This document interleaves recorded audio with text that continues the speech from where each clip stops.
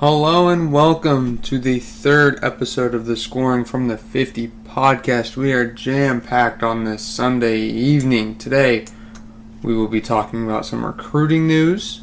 I have thoughts on the Johnny Manziel documentary and my own personal top 25 and why I put them as my top 25. Should be a good episode. Let's just get right into it. Recruiting. Big recruiting coming up, especially on the D line. We have number 3 overall recruit Williams Nwaneri, number 10 David Stone, number 28 Edric Houston, and number 30 Kamarion Franklin. We'll start off at the bottom and work our way up. Kamarion Franklin, crystal ball to go to Auburn, scheduled for August 19th. Honestly, I have no reason to believe he won't go to Auburn. I think that's a lock right there. To number 28 Edric Houston, crystal ball to Ohio State, but I feel like Georgia and Clemson are in the mix still. Honestly think he's just going to go to Ohio State. He's been trending there since about June. Went on his official visit in June. Had a great time. Seemed to really like it from the stuff I saw on social media. That'll be a huge get for the Buckeyes. He'll add on to a already really good defensive line class. It already has another 5-star in Justin Scott, who they stole from Michigan. Didn't make me too happy, but Edric Houston will be a great get for Ohio State if he goes there. But don't sleep on Georgia or Clemson. I feel like both of them could jump into the mix last minute within the next 9 days. David Stone, the number 10 overall recruit. Seems like he's down between Oklahoma and Michigan State. Those are the two crystal balls, but I feel like Miami, Florida, they're still in the mix. If I had to put in prediction, I'd say he's going to Oklahoma. I feel like they kind of cooled on him, but then came back. David Stone is, I feel like, looking more towards Oklahoma than Michigan State. But all those crystal balls from 24/7 are all super old, all from 2022. No one really knows where he's going, but if I had to guess, I'd put in a guess for Oklahoma. And Williams Nwaneri, the number 3 overall recruit, just about 45 to 50 minutes from my high school out of Lee Summit, Missouri. He's leaning towards, I'd say, maybe a Mizzou or Oklahoma. This is a huge, huge recruiting battle between two new SEC schools. I think Mizzou's going to get him. Steve Wiltfong put in a prediction just about 45 minutes ago for Mizzou. And I really, really think Missouri can win that recruiting battle for Williams Nwaneri. And if you look at Mizzou recruiting right now, they are on fire. Alan True put in a prediction for them to land 5-star wide receiver Ryan Wingo out of Missouri. I think Mizzou could land both of them. They are both being crystal balled to Mizzou, 2 5-star recruits to Missouri. And this isn't the first time this has happened. I mean, 2 years ago, you saw Luther Burden. He's a 5-star wide receiver, top 5 recruit in the country, going to Missouri. If Missouri can keep recruiting like this, they could be a powerhouse in the SEC. Maybe not, to the likes of Alabama or Georgia, but they could be maybe a Tennessee or an LSU. They could be good. Like really, really, really good in the SEC and compete if they keep recruiting like this, especially recruiting a D-line. Being a physical team, just like you need to be in the SEC, getting fast wide receivers, good wide receivers. Apparently, they're going to get 2 5-star receivers. Both of them will be huge, huge gets for Mizzou, especially Ryan Wingo, Williams Nwaneri, both in the 2024 class. Huge, huge gets. Now, moving on from recruiting, I have my own thoughts on the Johnny Manziel documentary. Johnny Football Untold. What do I think about it? I think it was really good for me as someone who was, maybe 5 whenever Johnny Football was playing football at Texas A&M, but I never got to saw that, so that was just a great look into it. I mean, I knew he was good. I knew he won the Heisman at Texas A&M. I have never seen Texas A&M be good, and I think you'll see that in my top 25 later on whenever I reveal that, but I have never been a believer in Texas A&M until I can see them win. But 2013, 2012, they were winning. Who knew? I didn't, because I was too young. I didn't know that was happening. And I wasn't a college football fan like I am now, but I got a glimpse into Johnny Manziel's greatness, and it was incredible. I did not know just how good he was at football. He is one of the most naturally gifted football players I've ever seen. I mean, he said that he has 0 hours of tape in the NFL. Maybe he watched some in college, but he didn't watch any in the NFL, and he was still, I don't know, not terrible. He's better than Kenny Pickett, but that was a great look into Texas A&M's program and how they run things and how the new Kyle Field additions came to be and all that, and how they made so much money off of him and why they're hyped up now. I get it now. I understand why people have seen Texas A&M be good so they can be good again. I had never seen that before watching that documentary, and it was a great insight as to, hey, they can be good. I didn't know that because I'd never seen it. I've never believed in them. Even last year, whenever they were ranked as top 10 going into the season, I really didn't think they'd be that good. I knew they had a good recruiting class, but I knew that wouldn't translate, at least year one, into wins on the football field. So for me, as a young college football fan, it was good to see that Texas A&M could be good and why people do believe in them, because I never understood it before watching that awesome documentary. One gripe I did have about it is that it didn't really show the Browns' perspective of his NFL career. It just focused completely on him, which is fine. I get it. It was Johnny Manziel doc. It's about him and his life. I still think it was a great documentary. It was a great hour and a half, hour 45-minute watch. If you haven't watched it, go watch it. It's great. It's on Netflix. But I do wish it could have said something about how the Browns didn't like him, what they thought of Johnny Manziel. But other than that, great documentary. Now, moving on to the main event of this podcast, my top 25. I'm going to list my top 25, starting with 1 down to 25. I'll go slow so that you guys can comprehend everything. Number 1, Georgia. 2, Michigan. 3, Alabama. 4, LSU. 5, Ohio State. 6, Penn State. 7, Clemson. 8, Florida State. 9, USC. 10, Tennessee. 11, Washington. 12, Texas. 13, Utah.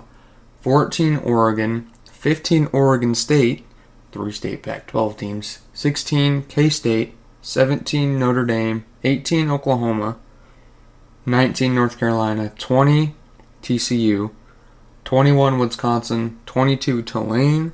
23, Texas Tech. 24, Iowa. And 25, Ole Miss.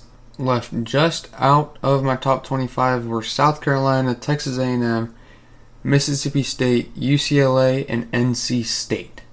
Now, I'm going to list off a few things that I have that might be a little bit different from other top 25s. First, LSU. They're higher. I think I have them at number 4. They're higher because they're returning just a ton of talent. They beat a lot of good teams last year. They lost to a few not good teams, but I really think that they have the top-end talent to make a jump, maybe compete more for an SEC championship. I know they won the West, but didn't really get close to beating a Georgia, but I really think that they're going to take a step forward this year in year 2 of Brian Kelly. Really good coach. A lot of people didn't think that he'd be a great fit, including me, but he has turned out to be a great fit in LSU, and I really think that they will take a jump this year and compete for an SEC championship again. I don't know if they'll make the playoff or not, but I'd say right now they're a number 4 team in the country. Now, going to the ACC, Clemson is above Florida State until proven otherwise. Clemson has been the top dog in the ACC since about 2015, besides one 2021 season where they were really down, maybe 3 losses. But they will be the top dog in the ACC until they are not. But I will say week 4, Clemson and Florida State, we're going to find out which team is better instantly. It is week 4. We're going to find that out. Not to mention, we also have LSU and Florida State week 1 for the second year in a row. So we're really going to find out who's a good team, who's an elite team week 1. Week 4, Florida State goes to Clemson. I think that'll probably decide the ACC. Florida State will be a good team. Clemson will be a good team. It's just if they can live up to those previous Clemson standards, if Florida State can get back to that 2013 team, both of them will be great teams battling out for the ACC.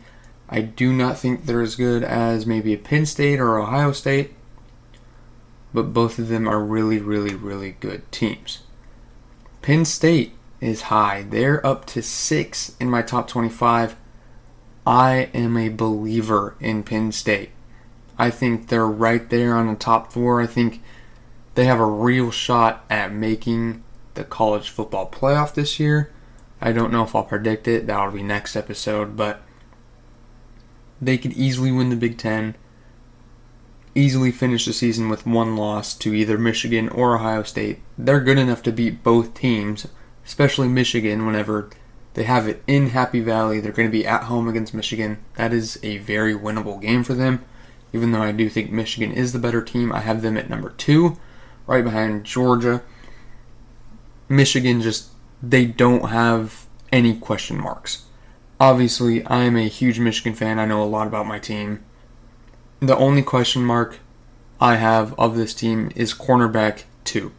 We have about 3 guys battling it out. We got Josh Wallace, Jaden McBurrows, and Amarion Walker all fighting for that number 2 corner. From what I've heard, no one's really taken it yet, so I think that battle will continue into the season, hopefully have it worked out before we get into Big Ten play against Rutgers. But I do think that if you have one question mark and it's your second cornerback, I think you're going to be a good team, a really solid team, one that's deep and can win a Big Ten championship, win a college football playoff game. Yes, I just said that Jim Harbaugh can win a bowl game, and I really think they're going to have a great, great shot at a national championship this year. I think Jim Harbaugh could be gone after this year with news about the whole cheeseburger incident being pushed back to next year. I think this year, with J.J. McCarthy possibly being his last year in a Michigan uniform, I think this could be the last dance for Michigan. Jim Harbaugh's gone, J.J. McCarthy's gone, Donovan Edwards gone, Blake Corum gone. So many guys will be gone after this year. This is the year for the Michigan Wolverines. Now, back to Penn State. Why do I have them so high? Well, I'm a Drew Aller believer. He's a 5-star out of high school. Great talent. Played in 10 games last year. He just might be that dude. He has a huge arm. He's going to have good enough weapons around him. His backfield is going to be arguably the best in the country with Nick Singleton and Katron Allen, and I think that offensive line is going to be really good. The defense are turning a bunch of guys. They're going to be really good. Might miss a Joey Porter, but they're going to be really, really good. Easily top 10 team. I think they could very easily compete for a college football playoff, Big Ten championship. They're going to be one of the best teams in the country this year. USC, a little bit lower. They're at 9 in my top 25. I really just don't think that they are good enough on defense to compete for a college football playoff. I think the Pac-12 is going to be really, really good this year. They're going to have top-end quarterback talent, a bunch of good players out there. Caleb Williams, Michael Penix, Bo Nix, DJ, not going to try and pronounce his last name, from Clemson. Going to have really, really, really good quarterbacks out there. I think they're going to be able to take advantage of a really bad USC defense.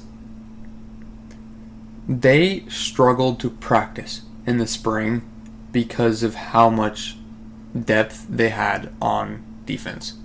They struggled to hold practice because of their depth. That's a huge problem. But I do think if they can get that figured out, get their defense figured out, they could be a top 5 team. They could easily be in the college football playoff. They could easily be a national championship contender. But I just really don't think that they're going to get that defense figured out. I think Lincoln Riley is going to have to make changes after this year. I think they may lose 2 games and may go 10-2. in the regular season just because of how good the other Pac-12 teams are.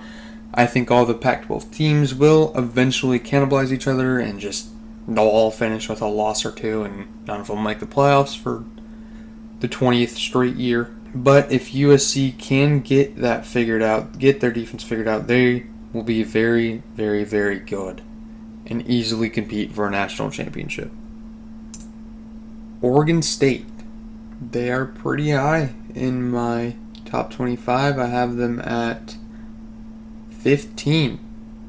Higher than K-State, higher than Notre Dame, higher than Oklahoma. I think Oregon State's going to be good. Jonathan Smith out there, he is a great coach. Got them to 10 wins last year. They went 10-3 with a blowout of Florida in their bowl game. He's a great coach. He's getting DJ.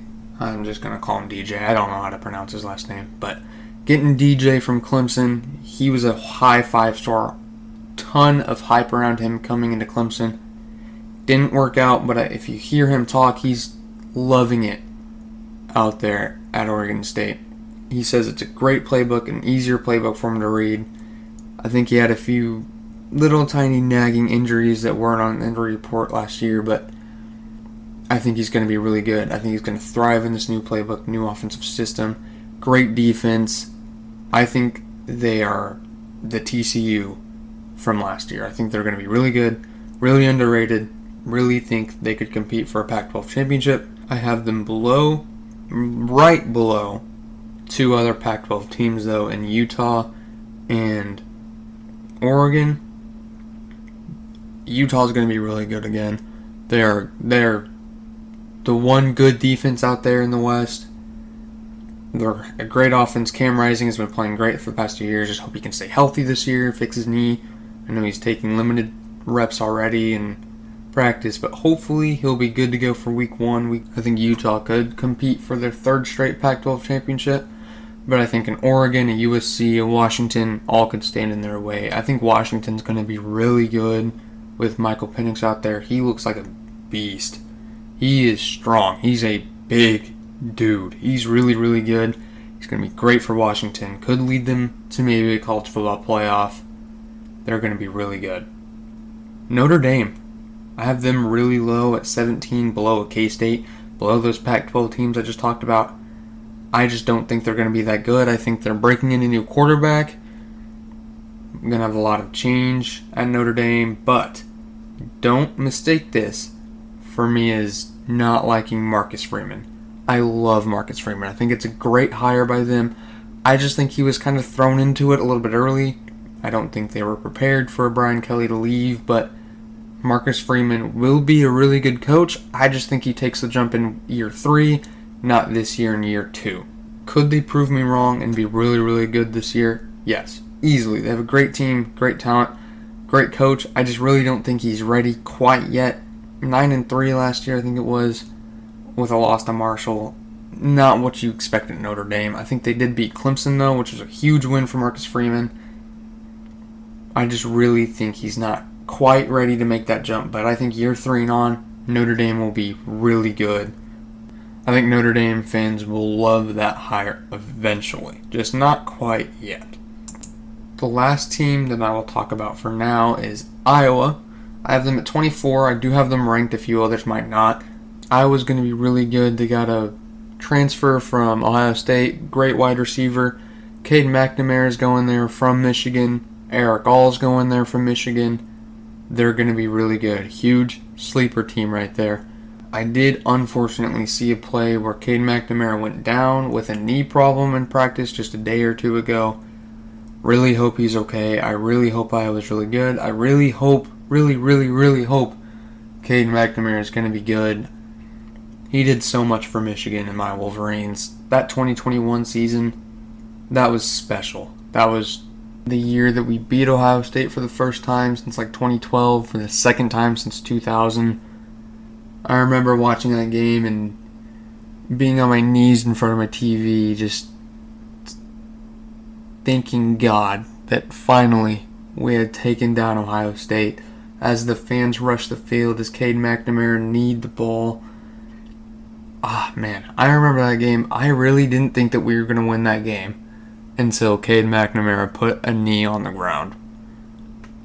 We were up by like 2 scores, and I just didn't believe it. I didn't think that we could actually beat Ohio State because, I'd never seen it before. Last time we had beat them was whenever I was like 4 or 5. But that team was special. Aiden Hutchinson, what he did for us. David Ojabo. Man, I still remember that Gus Johnson call after he sacked C.J. Stroud. Wow, that team was special.